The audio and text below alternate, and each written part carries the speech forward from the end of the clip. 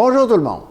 Aujourd'hui, nous allons nous interroger sur l'implantation d'un nouveau système de gestion. Nous allons aussi répondre à la première de vos questions. Quand faut-il mettre en place un tel système? C'est au moment où vous avez décidé de rentabiliser davantage votre entreprise. Il faut aussi garder à l'esprit les moments charnières d'une organisation, que ce soit des acquisitions, des fusions. C'est des moments où l'organisation est plus vulnérable. Et c'est le moment aussi où l'ensemble de nos employés sont beaucoup plus réceptifs. La fierté de vivre ça, la crainte de ceux qui sont acquis. Donc, vous avez une attention beaucoup plus particulière et beaucoup plus fertile pour rentrer un nouveau système de gestion dans votre entreprise.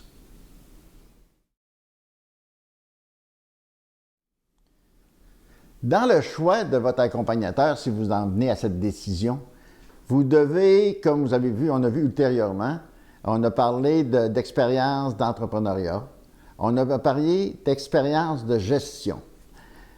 Mais il y a deux choses que vous devez considérer. La gestion, c'est comme votre entreprise, ça évolue. On a vu dans le temps que gestion par objectif, dans mon temps, c'était, comme on va voir plus tard, des objectifs, des contrôles, et ça, on va le voir plus tard.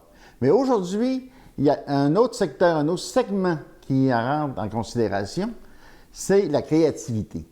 Donc, vous devez avoir un accompagnateur qui est ouvert à cet esprit de créativité et aussi, je pense que je vais vous surprendre, il doit être ouvert à l'échec.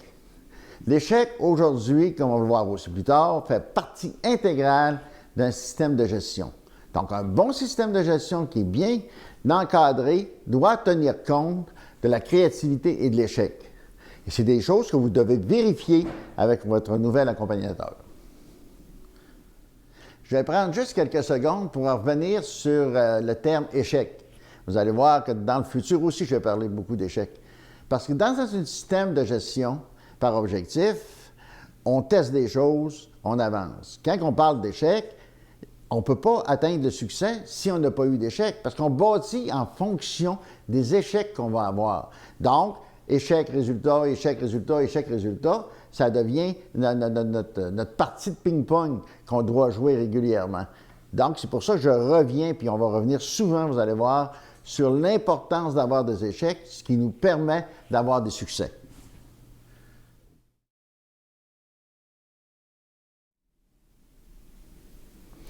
Lorsque j'ai pris la décision de me faire accompagner, je me suis assuré que l'accompagnateur était compatible avec mon caractère, compatible avec les visions que j'avais du système de gestion. Et également, il devait être capable de travailler en équipe avec tout l'ensemble de mes collaborateurs.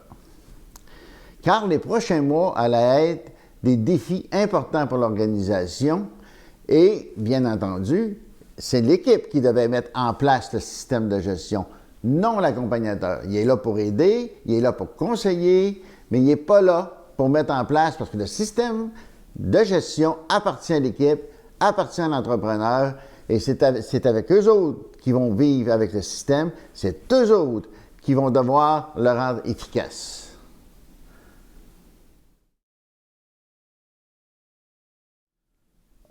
Voilà des questions importantes. Est-ce qu'on doit produire des rapports écrits? Est-ce qu'on doit faire des réunions avec l'ensemble de l'organisation?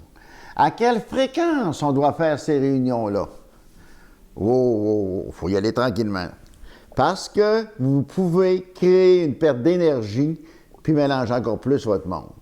Il ne faut pas tomber dans ce qu'on appelle la réunionnette là, qui finit jamais, puis c'est une après l'autre, puis que les gens, tout ce qu'ils font, c'est de se rencontrer puis discuter des choses, puis qui aboutissent à rien. Chaque fois qu'il y a une réunion, il faut que ce soit fait avec les personnes concernées, directement avec les personnes concernées, qu'elles soient précises, qu'il y ait un temps limité et qu'elles soient organisées. Il doit y avoir des réunions personne en personne, de petits groupes, d'ajustement du système qui s'en va. Mais il ne faut pas tomber dans faire des rapports écrits à pu finir, de faire des réunions qui gèlent tout le monde et qui gèlent l'organisation. Tout doit être fait efficacement rapidement pour atteindre nos objectifs et ne pas perdre notre temps.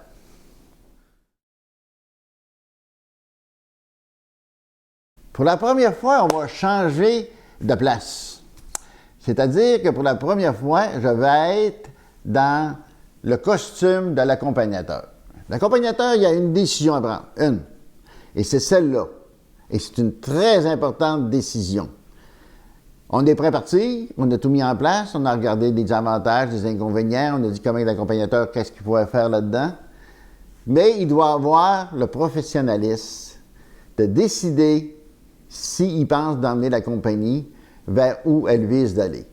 Il doit être certain que lui se sent aussi bien là-dedans, que lui se sent en position de faire évoluer la compagnie. Sinon, il faut qu'il ait l'honnêteté de dire qu'il ne peut pas poursuivre le chemin avec l'organisation, que ce n'est pas l'homme qui a besoin puis qu'il doit chercher quelqu'un d'autre.